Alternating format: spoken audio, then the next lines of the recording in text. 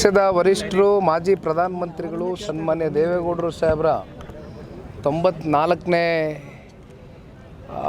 ಒಂದು ಆಚರಣೆಯ ಅಂಗವಾಗಿ ಹುಟ್ಟುಹಬ್ಬದ ಪ್ರಯುಕ್ತ ಹಲವಾರು ಜಿಲ್ಲೆಗಳಿಂದ ಜನತಾದಳ ಪಕ್ಷದ ಕಾರ್ಯಕರ್ತರಿಗೆ ಒಂದು ಪ್ರೋತ್ಸಾಹವನ್ನು ಕೊಡಬೇಕು. ರಾಜಕಾರಣದ ಹಲವಾರು ಒತ್ತಡಗಳ ಮಧ್ಯೆ ಕ್ರೀಡೆಯ ಮೂಲಕ ಎಲ್ಲರನ್ನೂ ಒಂದು ಒಗ್ಗಟ್ಟುಗೊಳಿಸಬೇಕು. ಮತ್ತಷ್ಟು ಈಗಾಗಲೇ ಪಕ್ಷ ಸಂಘಟನೆಗೆ ಎಲ್ಲರೂ ಕೂಡ ಸಾಕಷ್ಟು ಓಡಾಡ್ತಾ ಇದ್ದಾರೆ, ಕೆಲಸ ಮಾಡ್ತಾ ಇದ್ದಾರೆ. ಅದಕ್ಕೆ ಪೂರಕವಾಗಿ ಕ್ರಿಕೆಟ್ ಆಡಿಸುವ ಮೂಲಕ 3 ದಿನಗಳ ಕಾಲ ಅವರಲ್ಲಿ ಒಂದು ಮೋಟಿವೇಶನ್ನ ಕ್ರಿಯೇಟ್ ಮಾಡಬೇಕು ಅಂತಕ್ಕಂಥ ಹಿನ್ನೆಲೆಯಲ್ಲಿ ಸಾಮಾಜಿಕ ಜಾಲತಾಣದ ಅಧ್ಯಕ್ಷರು ಚಂದನ್ನು ಮತ್ತು ನಮ್ಮ ಮತ್ತೊಬ್ಬರು JDSನ ಮುಖಂಡರು ಎಲ್ಲರೂ ಸೇರಿ ಅವರು ಕಾರ್ಯಕ್ರಮವನ್ನು ಆಯೋಜನೆ ಮಾಡಿಕೊಂಡಿದ್ದಾರೆ. ಒಟ್ಟಾರೆಯಾಗಿ ನಮ್ಮ ಪ್ರವೀಣು, ಚಂದನ್ನು ಮತ್ತು ಭಾಳ ಜನ ಇವತ್ತು ಪ್ರೈಸ್ ಡಿಸ್ಟ್ರಿಬ್ಯೂಷನ್ ಮಾಡ್ತಕ್ಕಂಥದ್ದಕ್ಕೆ ಭಾಳ ದೂರದಿಂದ ಬಂದಿರತಕ್ಕಂಥ ಜಿಲ್ಲೆಗಳಿಂದ ಎಲ್ಲ ಕಾರ್ಯಕರ್ತ ಬಂಧುಗಳಿಗೆ ಅವರಲ್ಲಿ ಒಂದು ಮೋಟಿವೇಶನ್ನ ಕ್ರಿಯೇಟ್ ಮಾಡಬೇಕು ಅನ್ನೋದಕ್ಕೆ ದೊಡ್ಡ ಮಟ್ಟದಲ್ಲಿ ಪ್ರೈಸ್ಗಳು ಕೂಡ ಕೊಡ್ತಕ್ಕಂಥದ್ದಕ್ಕೆ ತುಂಬ ಜನ ಪಕ್ಷದ ಕಡೆಯಿಂದ ಅದು ಶಾಸಕರು ಕೂಡ ಸಾಕಷ್ಟು ಸಹಕಾರ ಕೊಟ್ಟಿದ್ದಾರೆ. ಅಲ್ಟಿಮೇಟ್ಲಿ 3 ದಿನಗಳ ಕಾಲ ಈ ಒಂದು ಪ್ರೀಮಿಯರ್ ಲೀಗ್ ನಡೆಯುತ್ತೆ. ಇದು ಮೊದಲನೇ ಬಾರಿ ಹೊಸ ಪ್ರಯತ್ನ ಜನತಾದಳ ಪಕ್ಷದ ಕಡೆಯಿಂದ. ಸನ್ಮಾನ್ಯ ದೇವೇಗೌಡರು ಮತ್ತು ಕುಮಾರಣ್ಣ ಅವರು ಇಬ್ಬರು ಕೂಡ ನಾಳೆಯ ದಿನ ಬಂದು ಭಾಗವಹಿಸ್ತಾರೆ, ಎಲ್ರಿಗೂ ಕೂಡ ಪ್ರೋತ್ಸಾಹ ನೀಡ್ತಾರೆ. ಸರ್, ಈಗ ದೇಶದಲ್ಲಿ ಮತ್ತೆ ಪೆಟ್ರೋಲ್ ರೇಟ್ ಜಾಸ್ತಿ ಆಗಿದೆ, ಇದ್ರ ಬಗ್ಗೆ ಏನು ಹೇಳ್ತೀರಿ ಸರ್? ಇದು ಕೇವಲ ಭಾರತ ದೇಶದ ಸಮಸ್ಯೆಯಾಗಿ ಉಳಿದಿಲ್ಲ ಇವತ್ತು. ಏಕೆಂದರೆ ಈಗಾಗಲೇ ನಿಮಗೆ ಗೊತ್ತಿದೆ, ಯುದ್ಧಗಳು ನಿರಂತರವಾಗಿ ನಡೀತಾ ಇದೆ. ಇದರ ಮಧ್ಯೆ ಗ್ಯಾಸ್ ರೇಟ್ ಇರ್ಬೋದು, ಪೆಟ್ರೋಲ್ ರೇಟ್ ಇರ್ಬೋದು, ಇವೆಲ್ಲವೂ ಕೂಡ ಏರಿಕೆ ಆಗಿರ್ತಕ್ಕಂಥದ್ದು ಜನಸಾಮಾನ್ಯರ ಮೇಲೆ ಮತ್ತಷ್ಟು ಒತ್ತಡಗಳು ಏರಿಕೆ ಆಗಿದೆ ಅನ್ನೋದರಲ್ಲಿ ಬೇರೆ ಎರಡನೇ ಪ್ರಶ್ನೆ ಇಲ್ಲ. ಆದರೆ ಇದು ಬಿಕಾಸ್ ಆಫ್ ವಾರ್ ಇವತ್ತು ನಮ್ಮ ಕೈನಲ್ಲಿ ಯಾವ ವಿಚಾರಗಳು ಉಳಿದಿಲ್ಲ. ಆದರೆ ಬಹುಶಃ ಮುಂಬರ್ತಕ್ಕಂಥ ದಿನಗಳಲ್ಲಿ ಇವೆಲ್ಲವೂ ಕೂಡ ಅತಿ ಬೇಗ ಬಗೆಹರಿಯುತ್ತೆ ಅಂದ್ಕೊಂಡು ಭಾವಿಸ್ತೇನೆ. ನಾನು ನಮ್ಮ ಪಾರ್ಟಿಯ ಶಾಸಕರು ದೇವೇಗೌಡರನ್ನ ಭೇಟಿ ಆಗ್ದಿರಾ ಸಣ್ಣ ದೇವೇಗೌಡರು ಇನ್ಯಾರನ್ನ ಭೇಟಿ ಮಾಡ್ತಾರೆ? ಹಾಗೆ ಭಾರತದಲ್ಲಿ ಆಗ್ತಾ ಇರತಕ್ಕಂತಹ ಇವತ್ತಿನ ನೀಟ್ನ ಸಮಸ್ಯೆ ಏನಿದೆ, ಇದ್ರ ಬಗ್ಗೆ ನಿಮ್ಮ ಪ್ರತಿಕ್ರಿಯೆ ಏನಿದೆ ಸರ್? ನೋಡಿ, ಇದು ನೀಟ್ನ ಸಮಸ್ಯೆ ಪ್ರತಿ ವರ್ಷವೂ ಕೂಡ ಈ ರೀತಿ ಪೇಪರ್ ಲೀಕ್ ಆಗ್ತಕ್ಕಂಥ ವಿಚಾರದಲ್ಲಿ ರೆಗ್ಯುಲರಾಗಿ ನಾವೇನು ಕಾಣ್ತಾ ಇದ್ದೇವೆ. ಈ ವರ್ಷ ಈಗಾಗಲೇ CBI ಎನ್ಕ್ವೈರಿ ನಡೀತಾ ಇದೆ.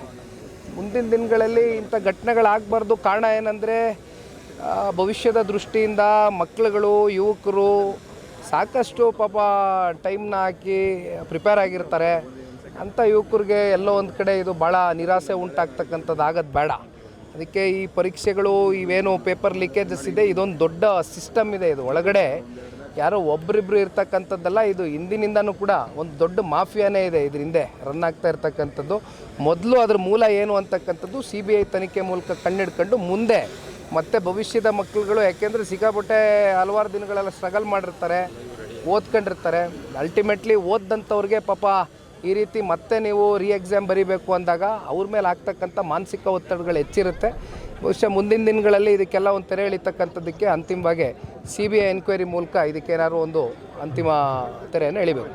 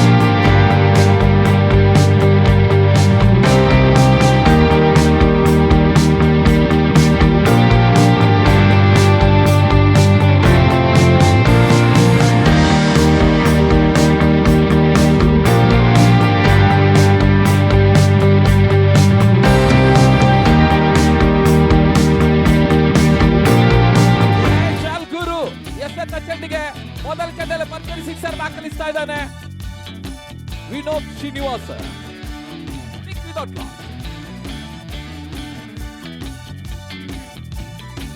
ಮತ್ತೆ ಮಹೇಶ್ ಎಸೆಗಾರಿಕೆ ಭಾಗದಲ್ಲಿ ಈ ಬಾರಿ ಎಸೆತ ಚೆಂಡು ಬಿಡುಗಡೆ ಭಾಗದಲ್ಲಿ ಮತ್ತೊಂದು ಭರ್ಜರಿ ಸಿಕ್ಸರ್.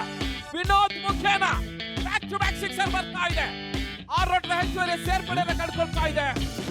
ನಾಡಪ್ರಭು ತಂಡದ ಮೊತ್ತ 12, ಬೆಂಗಳೂರು ಪಶ್ಚಿಮ 12 ವಿನೋದ್. ಶಾರ್ಟ್ ಆಗಿ ಬಿದ್ದಂತ ಚೆಂಡು ಸ್ಕ್ವೇರ್ ಲೆಗ್ ಸೀಮಾರಕ್ಕೆ ಹೊರಭಾಗಕ್ಕೆ ಭರ್ಜರಿ ಸಿಕ್ಸರ್.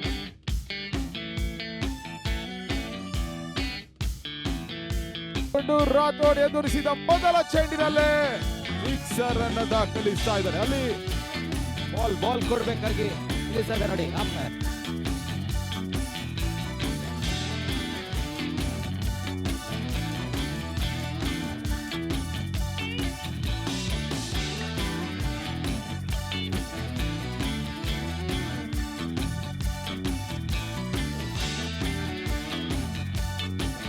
ಒಳ್ಳೆ ಶಾಟ್ ಮಿಡ್ ವಿಕೆಟ್ ಭಾಗದಲ್ಲಿ 6. Yelahanka jaguars on fire. Jersey number 26 ಚೆನ್ನಾಗಿ ಮಿಡಲ್ ಮಾಡಿದ್ರು.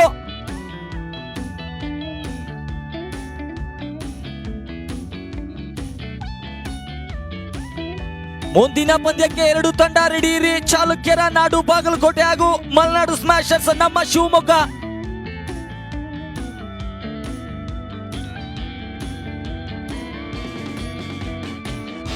ಸ್ಟೆಪ್ ಔಟ್ ಆಗಿ ಆಡೋ ಪ್ರಯತ್ನ, ಒಂದೆರಡು ಹೆಜ್ಜೆ ಮುಂದೆ ಹೋಗಿ ಪಾಯಿಂಟ್.